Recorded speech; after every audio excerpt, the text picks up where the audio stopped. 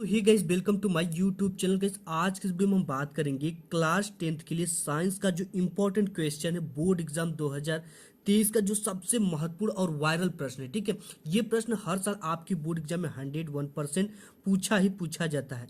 यानी कि ये क्वेश्चन काफी इंपॉर्टेंट है और बोर्ड एग्जाम में आपको 101% देखने को मिलेगा। आपको इसके लिए कुछ भी नहीं करना है। ठीक है, आपको साइंस में 70 में 70 लाना है। तो सबसे पहले आपको वीडियो को लाइक करके चैनल को सब्सक्राइब कर देना, क्योंकि डेली आपको हर एक सब्जेक्ट के इंपॉर्टेंट क्वेश्चन मिलते हैं। आप इन प्रश्नों को अभी से तैयार कर लो, क्योंकि 101% ये जो प्रश्न है आपको अब आपके बोर्ड के पेपर में ही देखने को मिलेगा। तो इस वीडियो में हम बात करेंगे इस वीडियो में कि बहुविकल्पी प्रश्न है इसमें, और अति लघु उत्तरी टाइप के प्रश्न है, दीर्घ उत्तरी टाइप के प्रश्न है, और साथ ही साथ 2 से 4 न्यूमेरिकल भी आपको इस वीडियो में देखने को मिलेगा, जो कि काफी इंपॉर्टेंट है और बार बार रिपीटेड क्वेश्चन है, बार बार बोर्ड एग्जाम में आए हुए हैं। ठीक है, तो सब कुछ बिल्कुल डिटेल्स में हम समझते हुए चलेंगे। सबसे पहला दे रखा है कि सल्फ्यूरिक अम्ल में अम्लीय हाइड्रोजन परमाणुओं की संख्या होती है। ठीक है, तो देखो बिल्कुल भी कुछ भी आपको रटना नहीं है। ठीक है, सब कुछ समझना है। तो हम जानते हैं कि जो सल्फ्यूरिक अम्ल होता है, ठीक है, बहुत जरूरी चीज है इन सब चीजों को समझना। सल्फ्यूरिक अम्ल का जो सूत्र होता है वो होता है H2SO4। ठीक है, जिसे तेजाब कहते हैं, H2SO4। अब देखो क्या ये एक उत्क्रमणीय अभिक्रिया करती है, इसके दौरान ये क्या निकलता है, इससे क्या टूटता है, तो ये होता है 2H plus SO4 minus SO4 minus. अब देखिए ये पूछ रहा है कि सल्फ्यूरिक अम्ल, ये हमारा क्या है, सल्फ्यूरिक अम्ल में अम्लीय हाइड्रोजन परमाणु की संख्या है, यानी कि ये हाइड्रोजन परमाणु की संख्या हमसे पूछ रहा है। तो यहाँ पे प्लस है, ठीक है, यहाँ पे प्लस है और आगे क्या लगा हुआ है, 2। तो इसमें जो अम्लीय हाइड्रोजन परमाणु की संख्या होगी वो क्या हो जाएगी, 2 हो जाएगी। ठीक है, 2 का इसमें मल्टीप्लाई होता है, तो इसमें ये क्या हो जाएगी, अम्लीय परमाणु की संख्या 2 हो जाएगी। तो यहाँ पे दे रखा है कि 2 सही होगा कि 1 कि 3 कि 0। तो ऑप्शन नंबर आपका पहला जो है वो क्या है, करेक्ट है। ठीक है, इसके बाद नेक्स्ट क्वेश्चन है आपका कि निम्नलिखित में अम्लीय लवण है, यानी कौन सा लवण अम्लीय लवण है। तो यहाँ पे NaCl, NaHO, NaHSO4, Na2SO4, KCN। ठीक है, तो देखो इसके साथ हाइड्रोजन लगा हुआ, क्या लगा हुआ, हाइड्रोजन। तो ये क्या है, एक तरह का अम्लीय लवण है। ठीक है, इसके बाद नेक्स्ट क्वेश्चन हम देख लेते, तो काफी इंपॉर्टेंट क्वेश्चन है ये कि प्रोपेन का रासायनिक सूत्र है। ठीक है, प्रोपेन का रासायनिक सूत्र है। तो देखो जो प्रोपेन होता है ना, इसमें जो कार्बन की संख्या मेथ एथ प्रोप होता है। ठीक है, तो इसका हम संरचना सूत्र बताएंगे तो इजीली हमें निकल जाएगा कि जो कार्बन, इसमें क्या पूछा, प्रोपेन का रासायनिक सूत्र क्या है। तो 1 के लिए मेथ, 2 के लिए मेथ एथ, 3 के लिए प्रो। ठीक है, तो यहाँ पे मेथ एथ प्रोप, तो इसके लिए क्या हम जोड़ देंगे, यहाँ पे CH3 जोड़ देंगे, और यहाँ पे CH2 हो जाएगा, और यहाँ पे CH3 हो जाएगा। और इसमें कार्बन की संख्या कितना है, मेथ, यहाँ पे एथ, और यहाँ पे प्रोप। तो यहाँ पे मेथ एथ प्रोप, ये इसका क्या हो गया। अब इसको देखो कैसे यहाँ पे लिखा गया। ठीक है, थोड़ी सी समझने की जरूरत आपको है। यहाँ पे कार्बन की संख्या आपको कितना दिखाई दे रहा है, 3, 1 2 3। ठीक है, तो यहाँ पे कार्बन की संख्या आपका 1 2 3 हो गया, तो यहाँ पे C3 लिख देंगे, और H कट हुआ है, 3 3 2 3 3 3 दूना के 6 2 8 है, तो यहाँ पे H8 हो जाएगा। सॉरी, यहाँ पे ये हो जाएगा C3H8। ठीक है, तो यहाँ पे कार्बन की संख्या 1 2 3, तो यहाँ पे 3 हमने लिख दिया, और ये H कट हुआ है, 3 ठो H यहाँ पे है, 2 ठो है, 3 2 5 और 3 8। तो आपका ये वाला ऑप्शन जो है C3H8 वाला क्या हो जाएगा, करेक्ट हो जाएगा। ठीक है, अब इसके बाद जो नेक्स्ट क्वेश्चन है ये है पादपों में वायु प्रदूषण कम करने वाली प्रक्रिया है। यानी पादप यानी होता है आपका पौधा। ठीक है, पादप यानी क्या होता है, पौधों में वायु प्रदूषण को कम करने वाली प्रक्रिया है। श्वसन है कि प्रकाश संश्लेषण है कि वाष्पोत्सर्जन है कि प्रोटीन है। ठीक है, तो देखो जो वायु पादप होते हैं उनमें जो वायु प्रदूषण को कम करने वाली प्रक्रिया वो प्रकाश संश्लेषण, क्योंकि जो पौधे होते हैं प्रकाश संश्लेषण के समय क्या करते हैं, कार्बन डाइऑक्साइड को अवशोषित करते हैं और साथ ही ऑक्सीजन को छोड़ते हैं, जिससे ऑक्सीजन की मात्रा बढ़ने से हमारा पर्यावरण प्रदूषण क्या होता है, कम होता है। ठीक है, नेक्स्ट क्वेश्चन देख लेते हैं। नेक्स्ट और काफी इंपॉर्टेंट क्वेश्चन है कि कोशिकीय प्रक्रमों में ऊर्जा मुद्रा होता है। ठीक है, मुद्रा मतलब एक तरह की एनर्जी होती है जिसे स्टोर किया जाता है।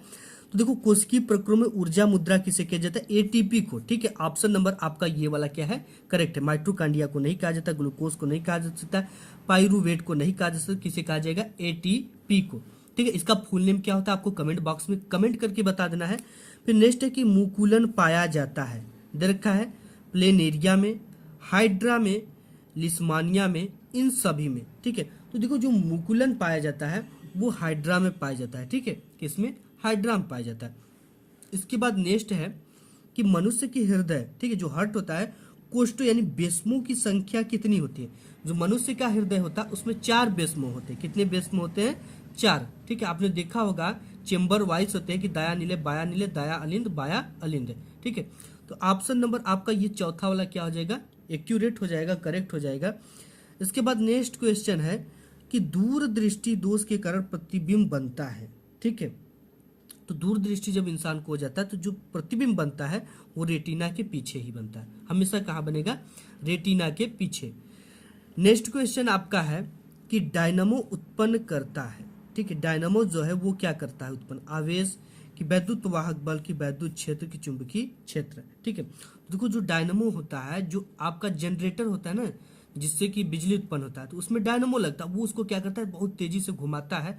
घुमाने के कारण उसमें वैद्युत वाहक बल उत्पन्न होता है, जो कि आपके घरों में भी हो सकता है, शादी विवाह में इत्यादि जनरेटर जो है लगाए जाते हैं, तो उससे क्या उत्पन्न होते हैं? वैद्युत वाहक बल उत्पन्न होते हैं। नेक्स्ट क्वेश्चन देख लेते हैं। नेक्स्ट क्वेश्चन और काफी इंपॉर्टेंट क्वेश्चन है और इसको हम डिटेल्स में समझेंगे, बिल्कुल आपको याद करने की जरूरत नहीं पड़ेगी। देखा कि साबुनीकरण पर संक्षिप्त पर टिप्पणी लिखिए। ठीक है, साबुनीकरण यानी साबुनीकरण किसे कहते हैं? और ये क्वेश्चन ना आप जान जाओ कि बिल्कुल गोल्डन क्वेश्चन है, वेरी वेरी आईएमपी क्वेश्चन है और बोर्ड एग्जाम में बार बार पूछा गया है और ये आपके बोर्ड एग्जाम में जरूर पूछेगा। ठीक है, तो इसको इजीली समझेंगे कि उच्च अणु भार वाले मोनोकार्बोक्सिलिक, कौन सा चीज? उच्च अणु भार वाले मोनोकार्बोक्सिलिक अम्लों के सोडियम तथा पोटेशियम, ठीक है, सोडियम तथा पोटेशियम लवण साबुन कहलाते हैं। ये तेलों और वसाओं के तनु NaOH या KOH द्वारा जल अपघटन से प्राप्त किए जाते हैं। ठीक है, तो सबसे पहले हमें क्या लेना? मोनोकार्बोक्सिलिक अम्लों का किससे रिएक्शन कराना है? सोडियम तथा पोटेशियम। ठीक है, या आप तनु क्षार से करा सकते हो, NaOH या KOH से। ठीक है, तो यहाँ पे हम NaOH से कराने वाले हैं। तो सबसे पहले हमें ये फार्मूला ले लेना है। ठीक है, ये देखो ये क्या होता है? ये एक तरह का वसा है। वसा में हम क्या मिलाएंगे? तनु NaOH या KOH। यहाँ पे देख सकते हो आप, तेलों और वसाओं के तनु। ठीक है, तो यहाँ पे एक तरह का हमने ये क्या लिया है? वसा लिया है। इसे हम कहते हैं सिटिएरेटेड वसा। ठीक है, कौन सा वसा? यहाँ पे हम लिख दे रहे हैं, आपका ये सूत्र है आपका सिटिएरेट। ठीक है, यहाँ पे इसको थोड़ा आप याद कर लेना, इसे क्या कहते हैं? वसा। ठीक है, अब देखो इस चीज को आप जान के तो बिल्कुल आसान आपको हो गया। आप समझो कि वसा और तनु NaOH या KOH के मिलाने से हमें एक साबुन मिलता है। ठीक है, आपके बोर्ड एग्जाम में आता है तो आपको लिखना है कि वसा और तनु NaOH या KOH द्वारा जल अपघटन कराने पर, के द्वारा जल अपघटन कराने पर हमें साबुन प्राप्त होता है। बिल्कुल इजी इसकी रिएक्शन, आप इजीली समझ भी जाओगे। देखो यहाँ पे आप देख सकते हो कि ये कट हुआ है, 3NaOH हमने यहाँ पे लिया है, तो ये 3 ठो है। ठीक है, 3 आगे लगाने का मतलब ये अगर 3 है तो हमको ये भी 3 लेना पड़ेगा, NaOH यानी। ठीक है, ये इसको भी हमको कट लिया हमने, 3 ठो लिया। अब देखो इसकी रिएक्शन कैसे होगी। सबसे पहले यहाँ पे CH2 है और इसके साथ एक OH चला जाएगा और इसके साथ भी जाएगा, इसके साथ भी जाएगा। ठीक, जैसे हम यहाँ पे आपको दिखा देता, CH2 और यहाँ से क्या जाएगा? OH। 3 ठो है तो एक यहाँ पे चला गया। इसके बाद अगेन जो होगा, तो यहाँ पे क्या है? यहाँ पे CH2 था तो OH चला गया। अब CH है तो CH यहाँ पे लिख देंगे, केवल CH और यहाँ से OH। अब इसके बाद फिर नेक्स्ट है क्या है? यहाँ पे CH2 है, यहाँ पे हम लिख देंगे CH2 और यहाँ पे OH एक तो बचा है, OH लिख दिया यहाँ पे। अब देखो क्या लिखना है, प्लस यहाँ पे लगाएंगे। लगाने के बाद ठीक है, H35 1 2 3, 3 ठो है, H35 कट हो 1 2 3, तो यहाँ पे लिख देंगे 3 H35, ये हो गया। अब इसके बाद C17 कट हो 1 2 3, ठीक है, तो C17 यहाँ पे लिख देंगे C17। इसके बाद इसमें क्या बचता है आपका C डबल O, ठीक है, यहाँ से C है एक टो और 2 टो O यहाँ पे, इसका तो हमने यूज कर लिया, ठीक है, CH2 का यूज कर लिया, CH का यूज कर लिया, CH2 का यहाँ पे यूज कर लिया, एक C बचा और यहाँ पे 2 टो क्या है O, ठीक है, और यहाँ पर भी एक C 2 टो O, यहाँ पर भी C और 2 टो O, तो यहाँ पे लिख देंगे C डबल O, ठीक है। अब क्या बचा हमारे पास Na, ठीक है, क्या बचा यहाँ पे? तो गाइस यहाँ पे Na कटो बचा है 3 ठो, ठीक है, तो यहाँ पे Na लिख देंगे। ये हो गया। देखो 3 का मतलब सब में मल्टीप्लाई होता है, तो H35 3 ठो हमने लिखा, C17 भी 3 है, और COO भी 3 है, और Na भी क्या है 3 ठो, तो यहाँ पे लिख दिए। अब देखो क्या सूत्र इसका बन जाता है, इसको थोड़ा सा आपको बैलेंस कर लेना इस तरह से। 3C17 यहाँ पे लिखना है, ठीक है, C17 और H35 इसके बाद लिखना है, और COO Na यही आपका क्या है, साबुन है। यही आपका क्या बनता है, साबुन। बिल्कुल इजी है साबुन बनाना। ये आपके बोर्ड एग्जाम में 5 से 6 नंबर का क्वेश्चन पूछा जाता है। ये बिल्कुल आपका नंबर पक्का हो गया, ठीक है, क्योंकि ये चीजें आपको जरूर पूछी जाती है बोर्ड एग्जाम में। नेक्स्ट क्वेश्चन देख लेते हैं। आपका क्वेश्चन ये है कि श्वसन तथा श्वासोच्छ्वास में अंतर स्पष्ट कीजिए, यानी अंतर दीजिए। ये क्वेश्चन जान लो कि काफी इंपॉर्टेंट है, वेरी वेरी इंपॉर्टेंट क्वेश्चन है। तो सबसे पहले आपको इस तरफ श्वसन डालना है, एक तरफ श्वासोच्छ्वास डालना, और इस तरह से लाइनिंग कर लेना है। इसके बाद यहाँ पे लिखना है, ठीक है, यह क्रिया कोशिकाओं के अंदर होती है, यानी श्वसन की क्रिया कोशिकाओं के अंदर होती है, और जो श्वासोच्छ्वास की क्रिया है यह क्रिया कोशिकाओं के बाहर होती है। कहाँ होती है? ये अंदर हुई, तो ये कहाँ हुई? बाहर हुई, ठीक है। इसके बाद श्वसन में क्या, इस क्रिया में एंजाइमों की आवश्यकता होती है, यानी कि श्वसन की क्रिया में एंजाइमों की आवश्यकता होती है, और आपका श्वासोच्छ्वास में एंजाइमों की आवश्यकता नहीं होती है, यानी इसमें होती है तो इसमें नहीं होती है। इसके बाद इस क्रिया में मुख्य जो श्वसनांग होता है वो होता है आपका माइटोकांड्रिया, और इसमें मुख्य श्वसनांग जो होता है फेफड़े होते हैं, ठीक है। नेक्स्ट क्वेश्चन देख लेते। क्वेश्चन आपका और काफी इंपॉर्टेंट, ये न्यूमेरिकल है जो कि आपके बोर्ड एग्जाम में आता है। दे रखा है कि 15 सेमी फोकस दूरी के किसी उत्तल दर्पण से कोई बिंब 10 सेमी की दूरी पर रखा गया है, प्रतिबिंब की स्थिति ज्ञात कीजिए। काफी इंपॉर्टेंट क्वेश्चन है, और बोर्ड एग्जाम में ये आपके क्वेश्चन आता है। तो सबसे पहले हम जो जो चीजें दिया है उसको लिखेंगे, ठीक है। तो यहाँ पे उत्तर लिखना है आपको इस तरह से। उत्तर लिखने के बाद आपको लिखना है प्रश्नानुसार जो जो चीजें दिया हमें वो चीजें लिख लेना है।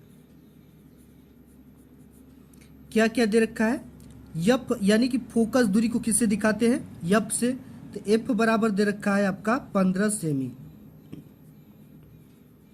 ठीक है। और इसके बाद उत्तल दर्पण से कोई बिंब 10 सेमी दूरी पर रखा है। बिंब का मतलब एक वस्तु रखा है, तो यू, वस्तु को यू से दिखाते और वस्तु को हमेशा माइनस में रखते, तो -10 सेमी दूरी पर रखा है। प्रतिबिंब की स्थिति हमें ज्ञात करना है, यानी भी बराबर आपका क्या हो जाएगा, क्वेश्चन मार्क, नहीं ज्ञात करना है, ठीक है। अब जानते हैं हम दर्पण का जो फार्मूला होता है वो आपका होता है दर्पण के सूत्र से, ठीक है। 1/F बराबर 1/K V plus 1/K U, ये होता है इसका दर्पण का फार्मूला। अब इसी फार्मूले पे हमें क्वेश्चन को रख देना है। 1/F की वैल्यू क्या दे रखा है? 15, तो 15 रख देते हैं, बराबर 1/K V की वैल्यू नहीं दिया तो नहीं रखेंगे। इसके बाद प्लस है तो प्लस लिख देंगे, फिर 1/K वस्तु की दूरी माइनस में, तो इसे -10 रख देंगे। ये चीजें हो गई, ठीक है। अब इसके बाद हो गया आपका 1/K F, अरे सॉरी, ये है 1/K 15, इसके बाद है 1/K V बराबर 1/K V, और ये प्लस और माइनस मिलकर माइनस हो जाएंगे, ठीक है, -1/K 10।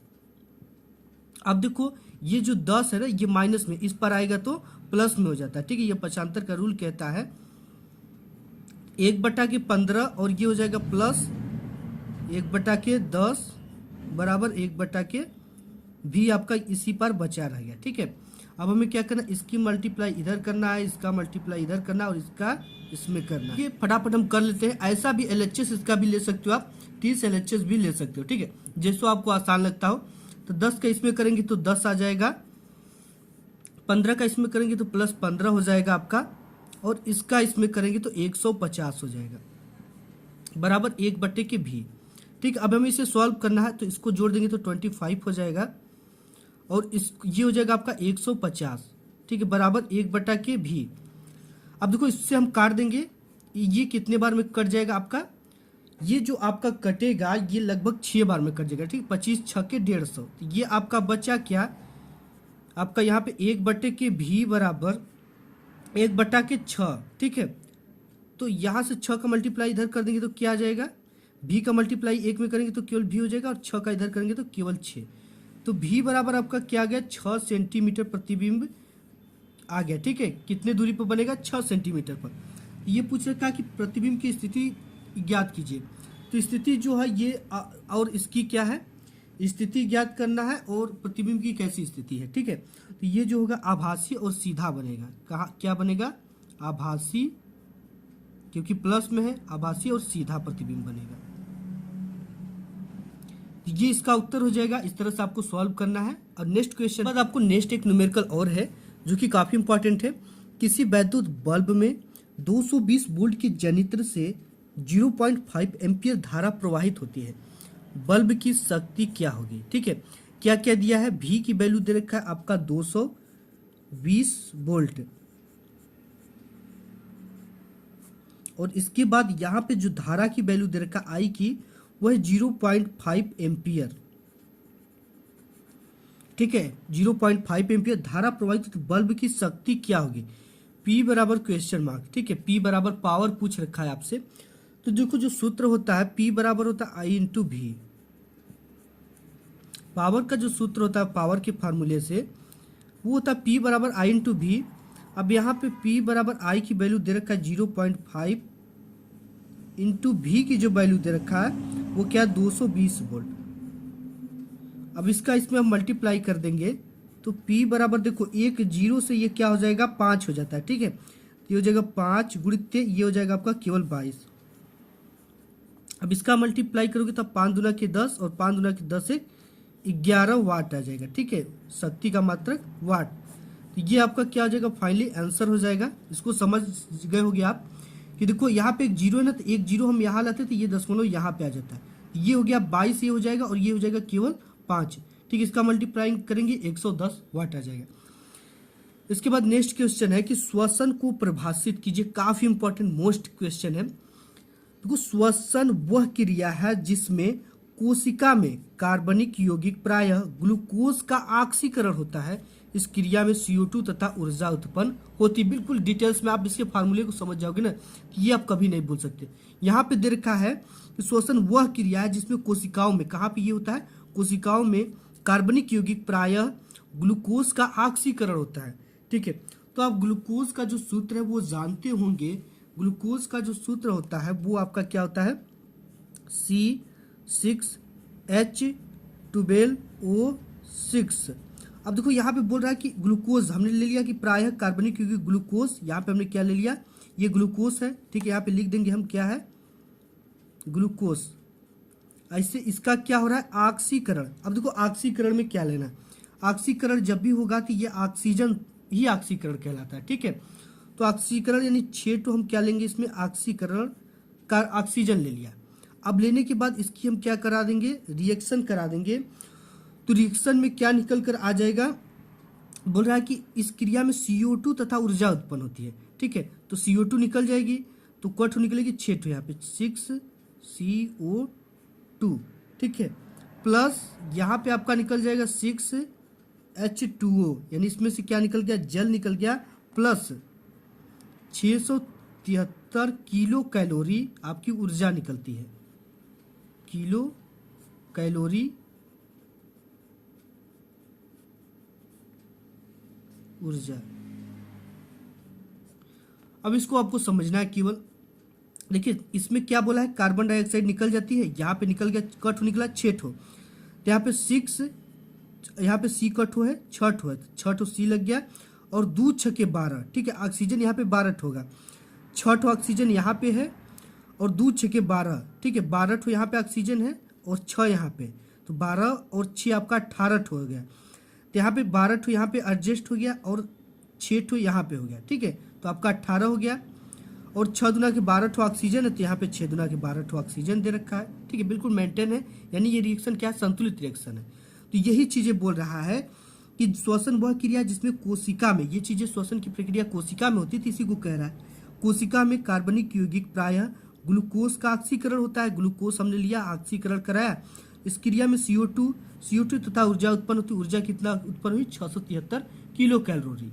ठीक है, नेक्स्ट क्वेश्चन देख ले। तो गाइस नेक्स्ट और काफी इंपॉर्टेंट क्वेश्चन, ये क्वेश्चन आपका 101% बोर्ड एग्जाम में आता है। ठीक है, इस क्वेश्चन को देख ले तो आपका बोर्ड एग्जाम में नंबर बिल्कुल पक्का हो गया। तो यहाँ पे दे रखा कि 1 बिलियन में हाइड्रोजन आयनों की सांद्रता, ठीक है, इसकी सांद्रता में दे रखा कितना है, 10⁻⁹ मोल है। इस बिलियन का पीएच मान ज्ञात कीजिए। तो देखो हम यहाँ पे लिख देंगे, सबसे पहले हमें क्या दे रखा है, दिया है हाइड्रोजन आयन की सांद्रता, किसकी सांद्रता, हाइड्रोजन आयन की सांद्रता।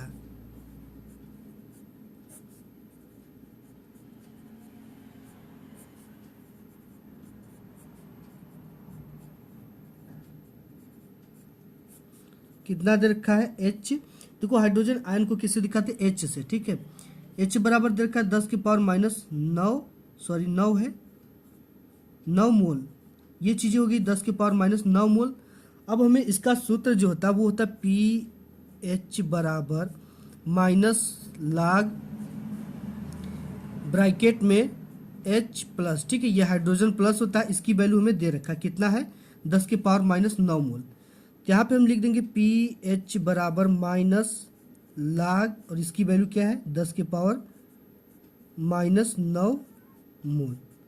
ठीक है, इसको हमने रख दिया। अब देखो रखने के बाद यहाँ पे एक फार्मूला लगता है log m के पावर n का।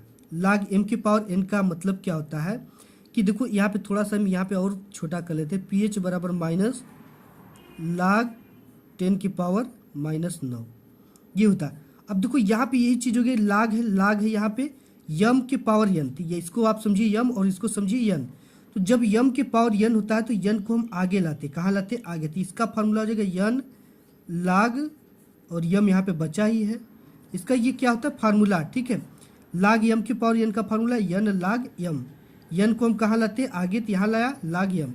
तो इसी सिचुएशन में इसको भी यही करते हैं हम, pH बराबर -9 को कहाँ लाना, आगे, -9 को हमने आगे लिया और यहाँ पे क्या बचा, log 10 ये हो गया। ठीक है, अब यहाँ से आपका हो जाएगा pH बराबर माइनस मिलेगा तो प्लस हो जाएगा। अब यहाँ पे हो गया log 10। अब यहाँ से आप जानते हो कि जो log 10 की वैल्यू होती है वो होती है 1। कितना होती है, 1। तो आपको इस तरह से लिखना है pH बराबर 9, इसमें 1 का मल्टीप्लाई करोगे तो कुछ नहीं वही आएगी, तो 9 आपका क्या आ जाएगा, फाइनली आंसर आ जाएगा। अब नेक्स्ट क्वेश्चन है कि आधुनिक आवर्त नियम क्या है, काफी इंपॉर्टेंट क्वेश्चन है। अब देखो जो आधुनिक आवर्त नियम को लिखने के लिए हमें क्या करना पड़ेगा, इस नियम को किसने दिया था। ठीक है, इस नियम को मोजले ने सन 1913 ईस्वी में परमाणु के खोज के बाद यह सिद्ध किया कि परमाणु की आधारभूत गुण परमाणु क्रमांक है, न कि परमाणु भार। ठीक है, तो इसी के आधार पर उन्होंने एक नया नियम दिया था, उस नियम को हम क्या कहते हैं, आधुनिक आवर्त नियम कहते हैं। तो ये जो नियम था, इस नियम के अनुसार तत्वों के भौतिक तथा रासायनिक गुण उनके परमाणु क्रमांकों के आवर्ती फलन होते हैं। ठीक है, इससे हम लिखेंगे कि मोजले ने ठीक है सन 1913 में, ठीक है, परमाणु की खोज के बाद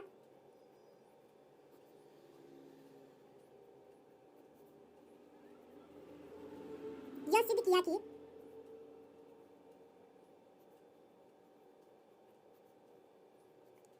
परमाणु की क्या सिद्ध किया कि परमाणु की आधारभूत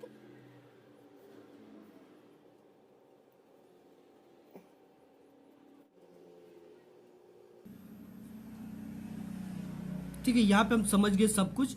ठीक है, ये क्या है कि इसका मतलब कि 1913 ईस्वी में परमाणु की खोज के बाद ये सिद्ध किया कि परमाणु की जो आधारभूत है ना वो परमाणु क्रमांक है, न कि परमाणु भार। इसी के आधार पर उन्होंने एक नया नियम दिया था जिसे आधुनिक आवर्त नियम कहते हैं। तो इस नियम के अनुसार तत्वों के भौतिक तथा रासायनिक गुण उनके परमाणु क्रमांकों के आवर्ती फलन होते हैं। आज की इस वीडियो में बस इतना ही, मिलूंगा एक नेक्स्ट वीडियो में, तब तक के लिए धन्यवाद।